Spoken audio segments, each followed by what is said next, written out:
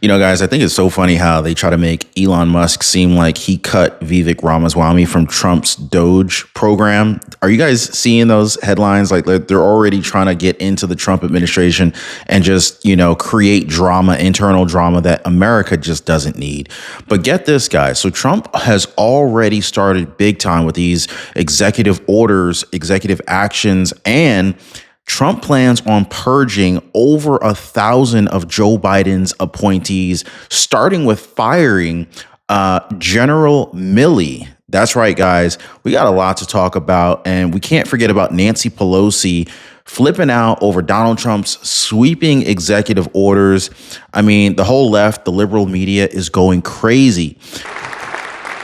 And I was going to talk about the things that Joe did today with the pardons of people that were very, very guilty of very bad crimes, like the Unselect Committee of Political Thugs, where they literally, what they did is they destroyed and deleted all of the information, all of the hearings, practically not a thing left.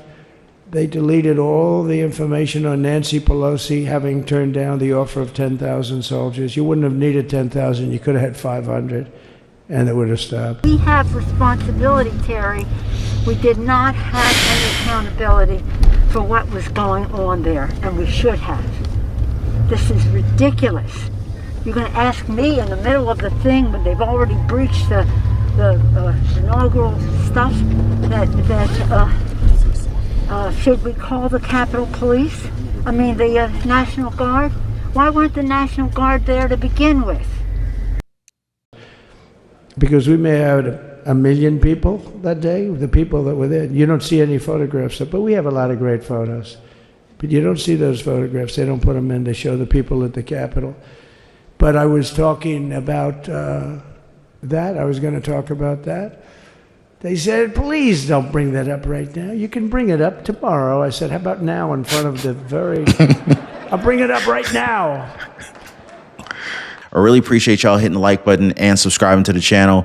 Hold on, guys. Is Twitter down right now? Has anyone tried to hit X? Is X down? It looks like X might be down. I looked on downdetector.com, and it looks like there's a spike going on with the outages possibly reported. And it doesn't stop there. In fact, we're going to talk about the newly sworn in Secretary of State, Marco Rubio, and he has released his charisma. It's not on the level of Trump, but it's up there, guys. And what he does during this particular event leaves a lot of people stunned. But it's actually in contrast to what they're saying about Senator Pete Hegseth. In fact, they're coming out, and I feel like they're trying to pay people off to attack Trump's cabinet members.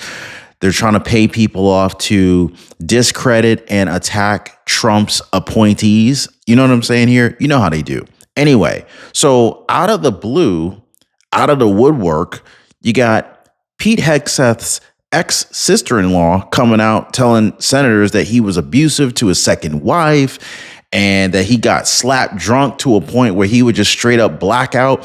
Guys, these allegations, according to Pete Hegseth, are complete fabrications. They're lies. They're not true. By the way, if you guys haven't already, please take a second, hit the like button. Appreciate y'all joining us in the live here. You guys are absolutely amazing.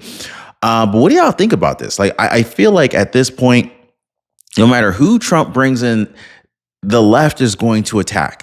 And I don't know if this is like a mass email that they all receive. Hey, whoever Trump brings into office, regardless of the position, attack them. If you think that's what's really happening, just type attack in the comments down below, because something weird's going on. But we got to take a look at what happened during the newly sworn in Secretary of State Marco Rubio at the State Department. Check this out.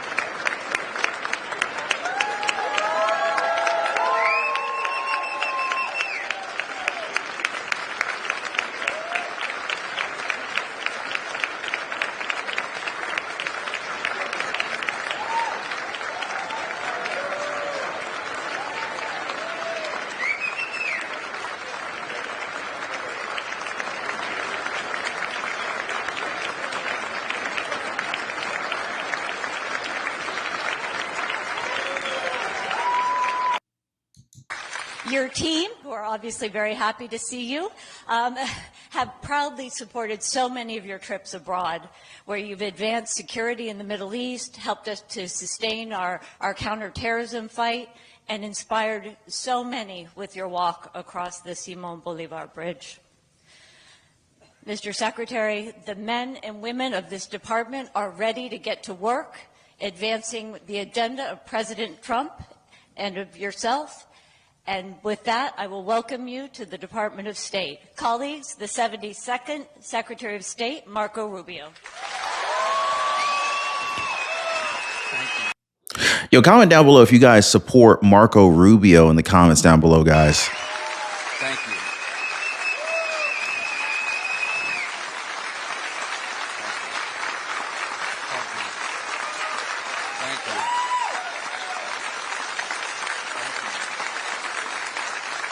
Thank you. Thank you so much. Thank you. It's a blessing and an honor to be with all of you today. And I want to introduce you to my family. I want you to meet them. We've been able to manage them for the last 20-some years and counting. And so I said this earlier today when the Vice President swore me in. My most important job, I believe the most important job any of us will ever have, is the job we do at home. And I don't mean that both here at home domestically in our politics, but in our lives. And I'm very proud of my wife and my 4 children and their support. My wife, Jeanette, who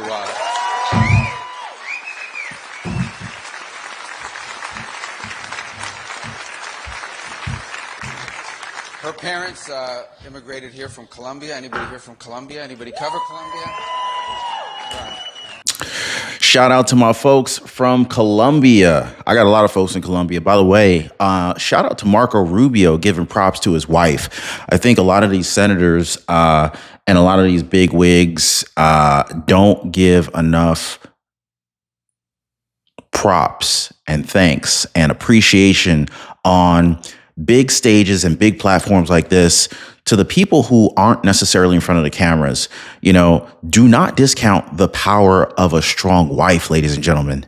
Like, comment down below wife if you believe that wives are literally the backbones of some of the greatest men that we have in America, guys, because I absolutely believe that. And I just don't think that they get enough credit for what they do. It's kind of like, you know, the director behind the scenes, or the movies are great that we love, right? Movies that we love to watch are great because of the people who we don't see on camera. And so extra big shout out to Marco Rubio's wife there. And also to Pete Hegseth's wife. You know, no one is perfect. I forget the biblical scripture that says something like, he who is without fault, let he cast the first stone, or something to that effect. No one should be throwing any stones because we have all sinned to some extent. So no one's perfect, right? But shout out to Pete Hegseth's wife as well for her support of Pete, especially during this this presidential election and the appointment that Donald Trump has put forth for Pete Hegseth. His wife has had to deal with a lot already when they were going through their own personal issues, and then to have all these issues resurrected, that is a strong woman. So shout out to Pete Hegseth's wife as well as Marco Rubio's wife. And then my oldest daughter, Amanda. Say hello, Amanda.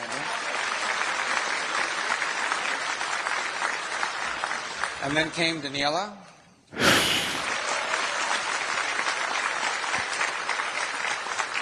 And now Anthony. And our youngest, Dominic. So these three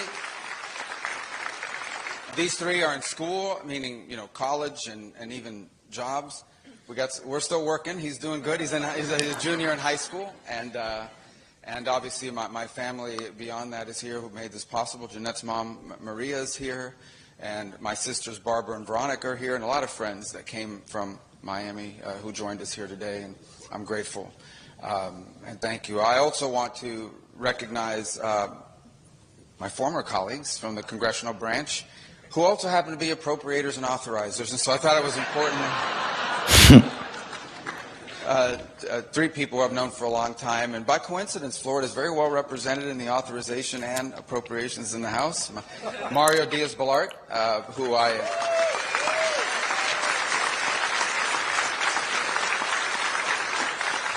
I've known as a personal friend. We served together in the Florida legislature. In fact, sat next to each other on the floor. Who would have thought, Mario, back in the day? And now here we are, you know, and two Cuban Americans. If we had a third, they'd call it a conspiracy, but there's only two, so we're in trouble. Look at that, guys. You know, like I don't see a teleprompter here at all. Marco Rubio just shooting off the cuff, shooting from the hip. And I mean, like, this is a stand-up character. You know, I really admire anybody who can talk without a teleprompter. So shout out to Marco on this one. Congresswoman Lois Frankel, we also served in the legislature together. Again, I know this.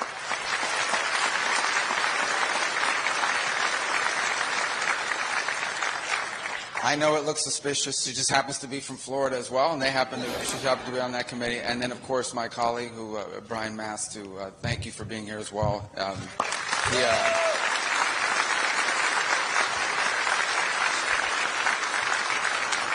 I have asked them as a personal favor to be nice to each of you who we send over to testify and appear before their committees. So. And then to be nice to us when they write those appropriations bills and pass those laws. And but we are great. I'm really grateful you would join us because our partnership will be critically important. Wow. Shout out to everyone who has played an important role in making this happen. Today's episode is brought to you by Immunoprecise Antibodies, a leader of AI-driven medical innovation and biotherapeutics.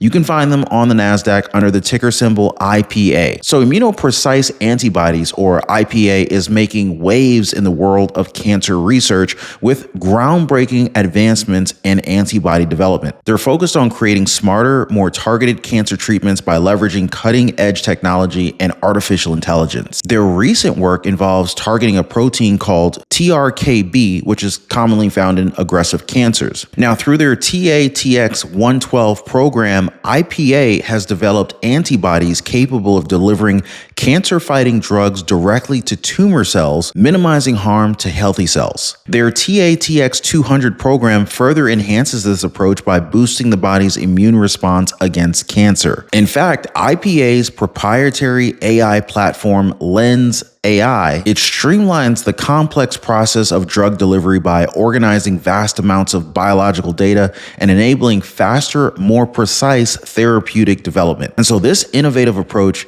helps to ensure that only the most effective treatments move forward, paving the way for a new era of medicine. The company's leadership team, including CEO Dr. Jennifer Bath and BioStrand co-founders Dirk Van Hyf and Ingrid Brands, recently demonstrated strong confidence in IPA's future by collectively purchasing 763,120 shares, an investment of $306,000. Their commitment reflects the confidence that IPA has in its ability to lead the charge in next-generation cancer therapies, a market projected to grow to $20.7 billion by 2028. Now, while this is an exciting development in the medical and investment world, I just want to kind of remind everyone that I am not an investment advisor, and this is not investment advice.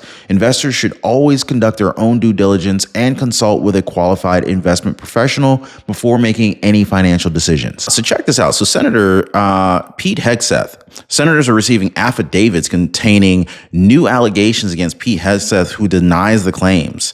So basically, these senators, they're receiving these affidavits Tuesday after the former sister-in-law of Secretary of Defense Attorney nominee Pete Hegseth, in which she says that his behavior has caused his second wife to fear for her safety. Doesn't that seem a little dramatic? You know what I mean? Like, and where is this coming from? Anytime you hear these stories, you always got to ask yourself, what is the motivation for this to come out all of a sudden, right? The receipt of this affidavit comes after the Senate Armed Services Committee staffers were in contact with Pete Hegseth's former sister for several days. So the former sister-in-law, Danielle Hegseth, submitted the affidavit in response to a January 18th letter from Senator Jack Reed, DRI, seeking a statement attesting to your personal knowledge about Mr. Hegseth's fitness to occupy this important position. Now, here's the thing. These people are the king and queens of digging up dirt. Ladies and gentlemen, I mean, like, these folks, they're so good at it. And so it really doesn't come as a surprise. They're able to find someone that had something negative to say. I mean, like, come on. There's no one on this planet that you can't find someone that has something negative to say about somebody else, right? So it's just how much fishing are you going to have to do to dig up some dirt, right? And they just keep coming after Pete Hegseth. So Reid, the ranking Democrat on the Senate Armed Services Committee, said Danielle Hegseth to detail what she knew of instances of abuse or threats of abuse perpetrated against any other person and mistreatment of a spouse, former spouse, or other family member. So Reid said in a statement Tuesday or earlier today, what's wrong with my mouse? Sorry about that, guys. So Reid said on Tuesday, a statement on Tuesday, as I have said for months, the reports of Mr. Hegseth's story of alleged abuse, alcohol abuse, and public misconduct necessitate an exhaustive background investigation. I have been concerned that background check process has been inadequate, and this sworn affidavit confirms that fact. Wow.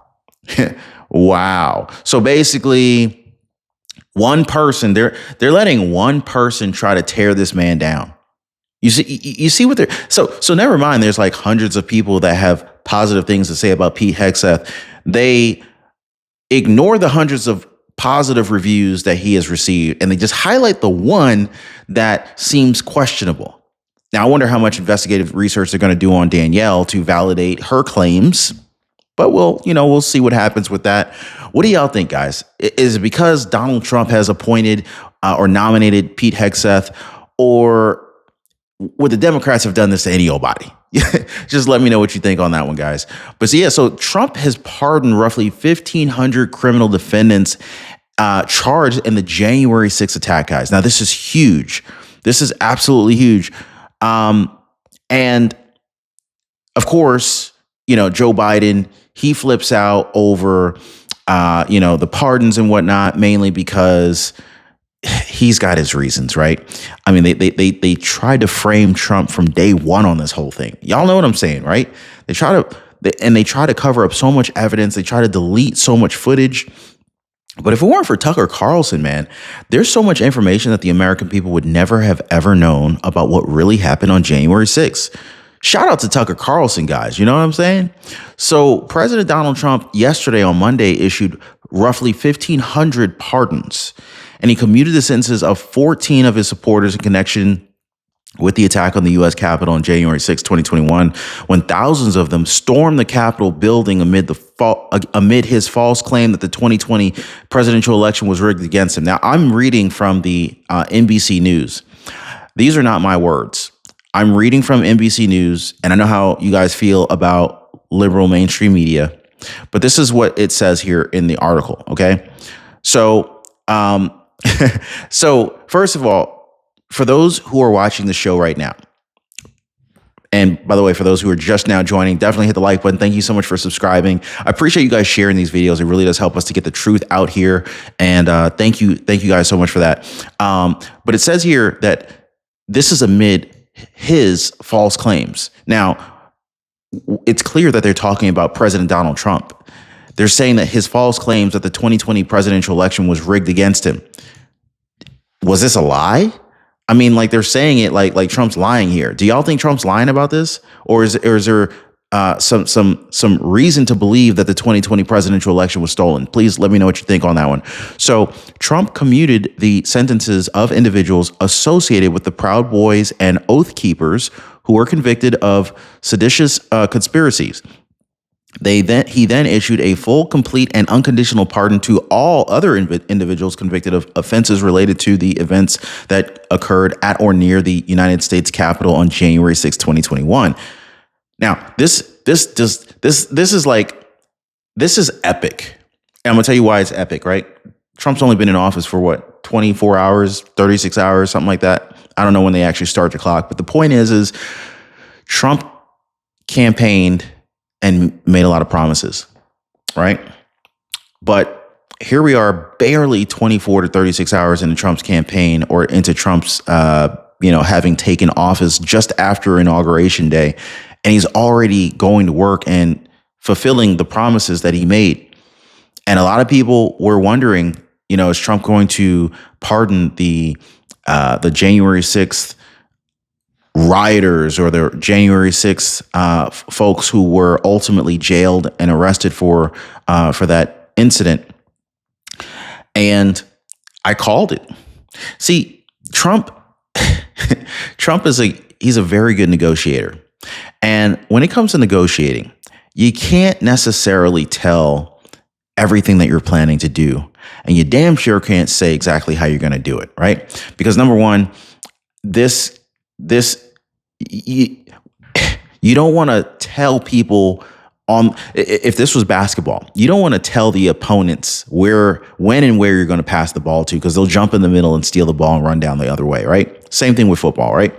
So if they know what your play is, you can't make that play. You have to do something different. So a lot of times, if you notice, Trump doesn't say exactly what he's going to do.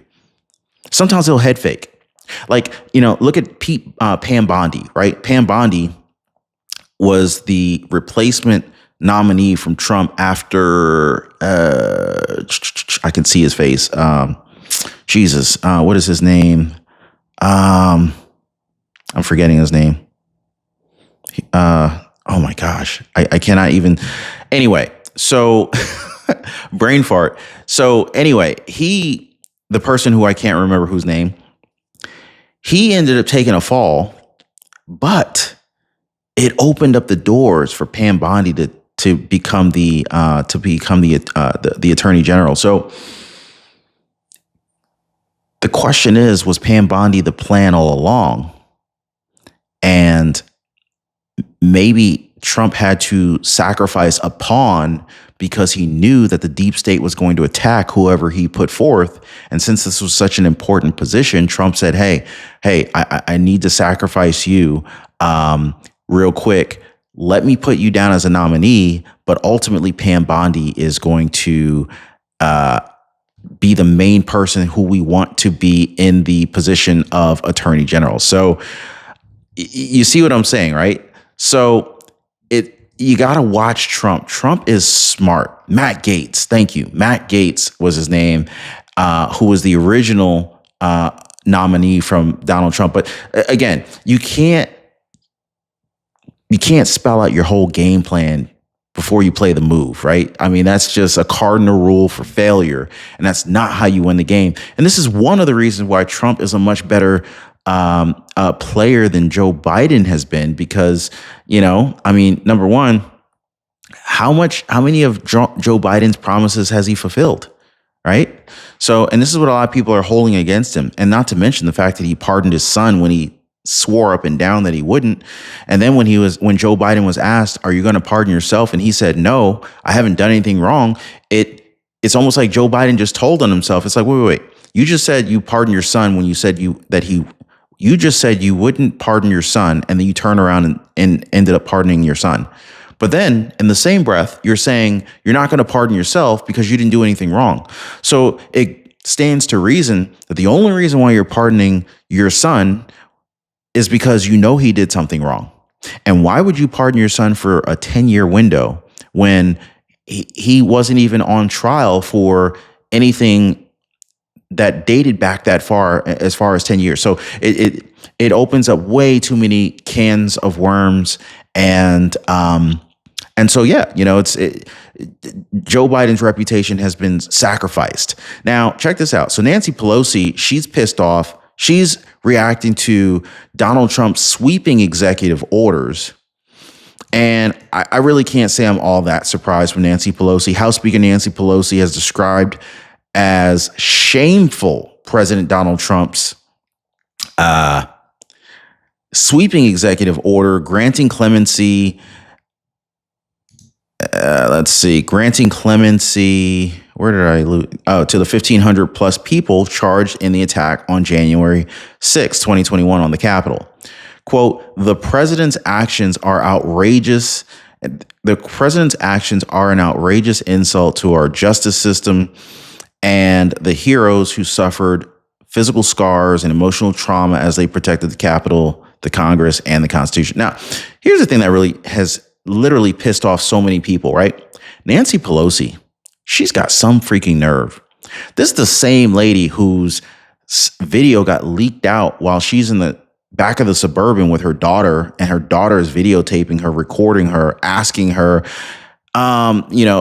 questions about the January 6th riot. And basically Nancy Pelosi, literally on camera being recorded, admits to fault and responsibility for what took place. Meanwhile, she's blaming Trump. Trump had requested over 10,000 National Guard troops because he felt like, hey, things could go wrong. We need to make sure we have enough manpower in case, anything pops off. Trump did everything in his power to kind of keep control and be preemptive in what might happen. And Nancy Pelosi, as well as other Democrats, have been documented to doing whatever they could to prevent there being enough manpower so that chaos could just happen and that they could later blame him. So it's just crazy how they do that. But get this. So Trump also went ham and began to purge over 1,000 Biden appointees, starting with firing General Milley. So President Trump, he started the firing process of more than 1,000 Biden era appointees on his first day of office by announcing the first 4 dismissals, which includes retired General Mark Milley. Now, a lot of people hate Mark Milley. Let me know if you guys, if you're one of them, because I got a lot of comments before. They hate Mark Milley, and I don't really know why they do, because I don't really follow the guy like that. So if y'all could tell me, why does everybody hate Mark Milley like that? I would really appreciate it, just so I can be in the know. Quote, my presidential personnel office is actively in the process of identifying and removing over 1,000 presidential appointees from the previous administration who are not aligned with our vision to make America great again, end quote. So basically that's what Trump posted on Truth Social yesterday, on Tuesday morning, or earlier Tuesday morning, I should say, this morning. Wait, today is still Tuesday, right? Okay, cool. I be getting my days mixed up. Anyway, so don't mind me, guys. So the announcement comes after a jam-packed inauguration day that saw the new president attend formal ceremonies and sign a slew of executive orders before celebrating at the 3 inaugural balls late into the night. Trump fired General Mark Milley from his role on the National Infrastructure Advisory Council, which advises the president on how to improve the security of critical infrastructure sectors. Mark Milley, the former chairman of the Joint Chiefs of Staff, was one of nearly 30 members on the council. And if my guess is accurate, there's going to be a whole lot of other people about to be missing in a minute. So anyway, let me know what y'all think. I really appreciate y'all tuning in. Even you folks who are just now joining into the live, I really appreciate you guys coming in, hitting the like button, sharing these videos. Like, you really do help out the channel. You really do help us out here to get the message out, to get the truth out. 2025 here, ladies and gentlemen, is the year of truth. It is the year of America becoming great again. It is the year of America becoming even better than its former self in its glory day. So anyway, I have high hopes for America, and I can't wait to see what's to come. I'm gonna keep you guys informed like I always have. I really appreciate y'all hitting the like button and subscribing to the channel, and we'll see you guys on the next one.